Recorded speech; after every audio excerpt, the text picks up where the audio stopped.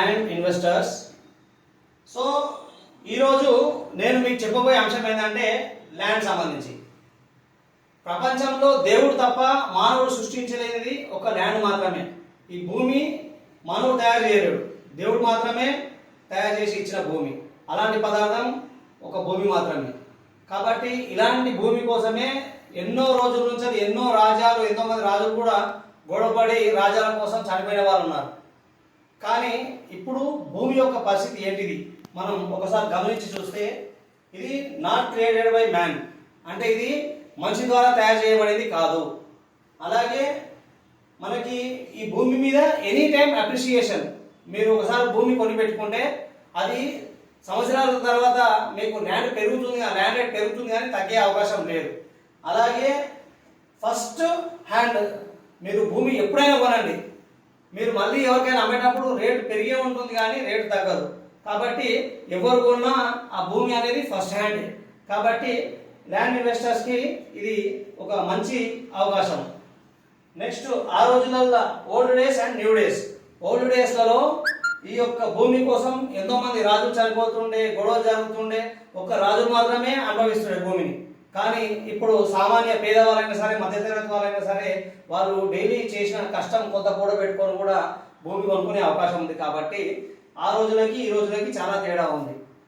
Next, ఇండియాలో ఉన్న all states మీరు ఏదైనా తీసుకోండి, మహారాష్ట్ర కానీ, గుజరాత్ కానీ, ఒరిస్సా కానీ, వెస్ట్ బెంగాల్ కానీ, ఛత్తీస్గఢ్ కానీ, బీహార్ కానీ, ఎక్కడైనా సరే అందరూ ఈరోజు హైదరాబాద్ చుట్టుముట్టు వచ్చేసి ఇల్లు కట్టుకొని నివసిస్తున్నారు, ఇక్కడే డ్యూటీలు చేస్తున్నారు. మీరు టోల్ గేట్లో చూడండి, హోటల్స్లో చూడండి, ఏదైనా సరే. కాబట్టి ఇలాంటి వాళ్ళు అక్కడ నుంచి వచ్చి ఇక్కడ జీవిస్తున్నప్పుడు వాళ్ళకి ఇల్లు కావాలి. వాళ్ళకి ఇల్లు కావాలంటే ఫస్ట్ ల్యాండ్ కావాలి. ఈ ల్యాండ్ అనేది మీరు ఇప్పుడు కొని పెట్టుకుంటే మరికొన్ని సంవత్సరాలలో చాలా మంది కూడా సెటిల్ అవుతారు. కాబట్టి ఇదే ల్యాండ్ మనం వాళ్ళకి అమ్మితే మనకు ఎంతో కొంత సంపద అనేది వచ్చే అవకాశం ఉంది. కాబట్టి రేపు ఫ్యూచర్లో సపోజ్ ఇప్పుడు నా పిల్లలే రేపు డాక్టర్ చదివే పరిస్థితి ఉంది, ఇంజనీరింగ్ చదివే పరిస్థితి ఉంది. సో ఆ టైంలో నాకు చదివించుకోవడానికి డబ్బులు కావాలంటే ఈరోజు నేను కొనిపెట్టిన ల్యాండ్ అవి కూడా అప్పుడు నేను వాళ్ళని చదివించుకోవచ్చు, లేదా వాళ్ళ మ్యారేజ్ కూడా ఖర్చు పెట్టుకోవచ్చు. సో ఇలాంటి మంచి సంపద అవకాశం ఉంది. కాబట్టి ఇప్పుడే ఎవరైనా త్వరపడితే బాగుంటుంది. నెక్స్ట్, అలాగే మనకు ప్రపంచంలో ఇప్పుడు ఏ దేశంలో తీసుకున్నా కానీ యుద్ధాలే జరుగుతున్నాయి.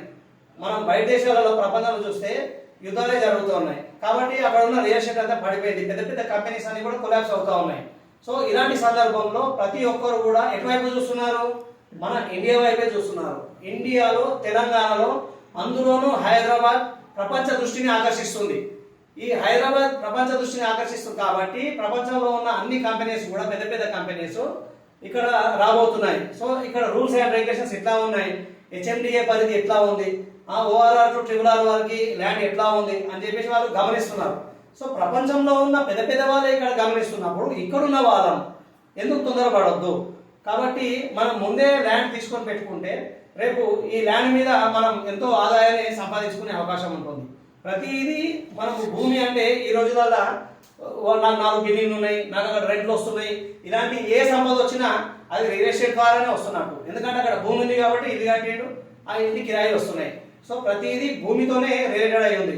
ప్రపంచంలోని ఏ ధనికులైనా సరే భూమి మీద సంపాదించిన వాళ్ళే కానీ వేరే విధంగా డబ్బు సంపాదించిన వాళ్ళు ఎక్కువ లేరు. ఎందుకంటే 4 ఇండస్ట్రీస్ ఉన్నాయనుకోండి, 4 సాఫ్ట్వేర్ కంపెనీలు ఉన్నాయనుకోండి, ఇన్ని ఎకరాలలో వాళ్ళ కంపెనీ ఉంది, అన్ని ఎకరాలలో వాళ్ళ కంపెనీ ఉంది.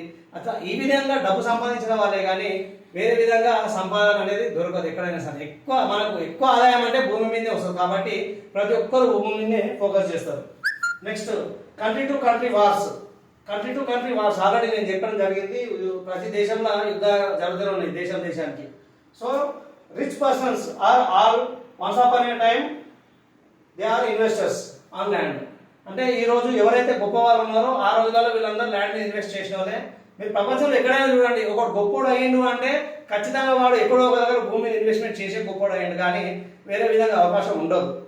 అందుకే మీరు కూడా ఇన్వెస్ట్మెంట్ చేయండి, ల్యాండ్ మీద ఇన్వెస్ట్మెంట్ చేయండి, మీరు ధనవంతులు కాండి. సంతోషం.